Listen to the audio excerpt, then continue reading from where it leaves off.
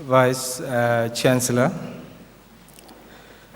moments like these are few and far between, so allow me to pay my respect first to the Chancellor, Archbishop Desmond Tutu, popularly known as the Arch.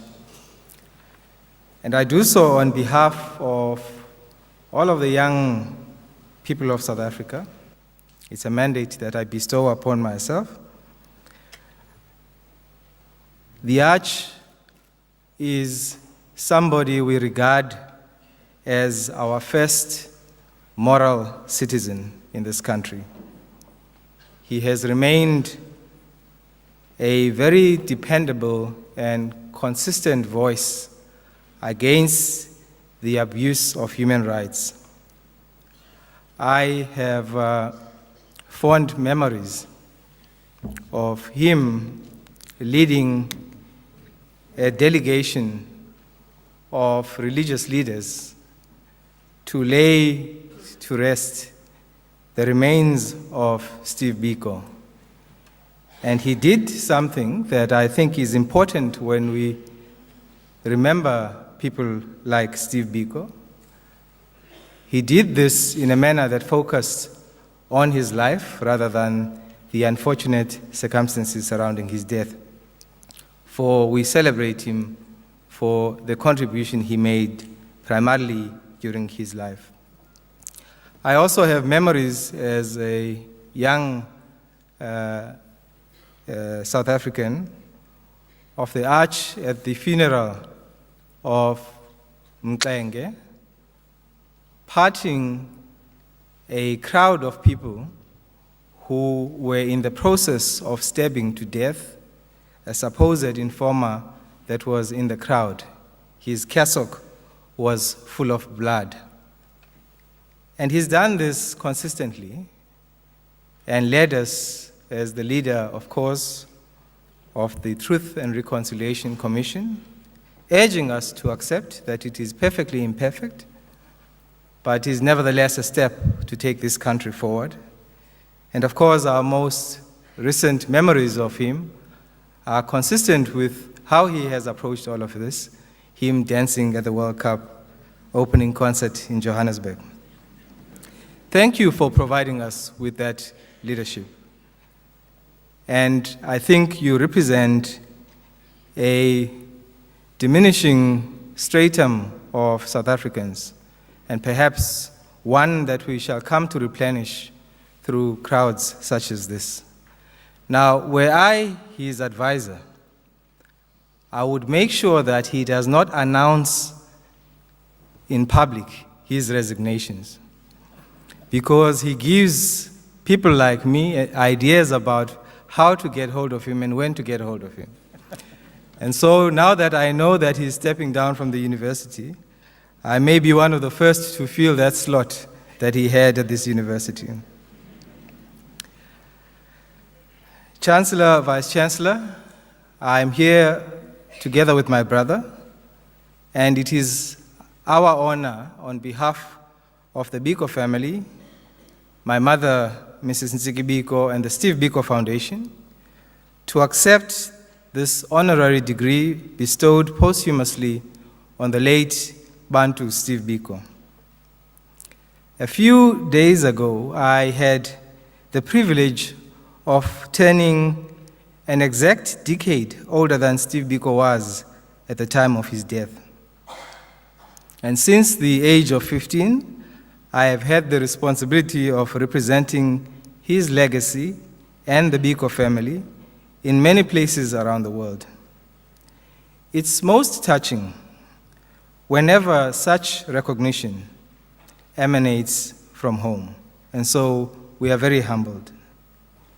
In this journey, it's less the biological bond than it is the intellectual bond that I find most binding. Because he died at a tender age, he was indeed a father that we never had. But because of the choices that he made in his life, he remains a father that this nation will always have.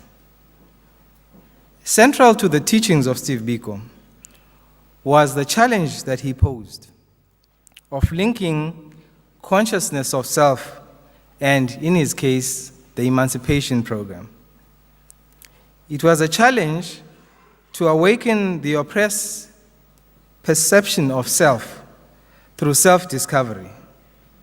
And he argued that once a people had a strong, positive sense of self, a sense of who they are, it was easier then for them to imagine who they can become. In short, his message held out both the promise of change, but most importantly, the challenge to carry the responsibility to use our citizenship as agency. After 16 years of democracy, we have reasons to be concerned about how we are framing the transformation discourse. We have abandoned this focus on agency and self-reliance. We have deferred to our political leadership, perhaps even those responsibilities that are of the citizen. When we talk about service delivery, it is as if, at times, something should be done for communities whose only responsibility is to do nothing. We have embraced mediocrity as a pillar of the transformation program.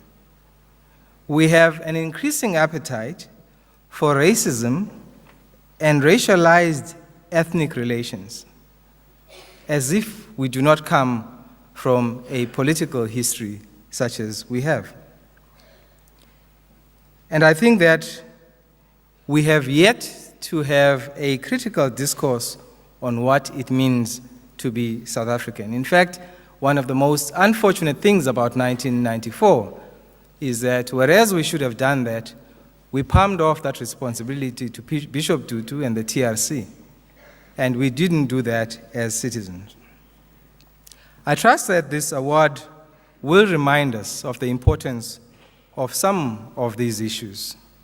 And for Steve Biko, there are two primary approaches. The first is perhaps to begin to focus on what he called the intangible aspects of development.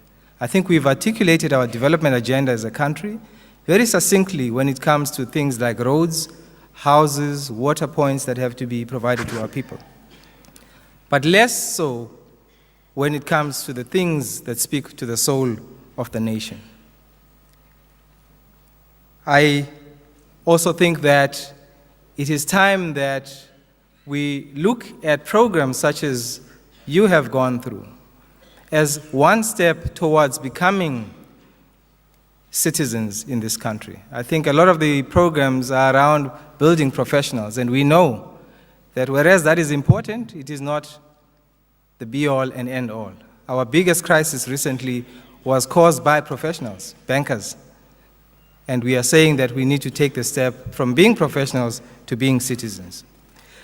My final comment is based on a remark made by Steve Biko's friend, quoted earlier, Bani Pityana.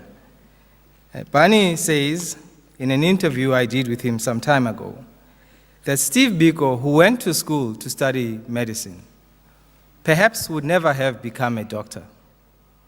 His own expansive search for knowledge had gone well beyond the field of medicine, says Bani. So he may have gone to university to become a doctor, and he failed, but came back as a doctor of the soul. Thank you for remembering him and his contribution.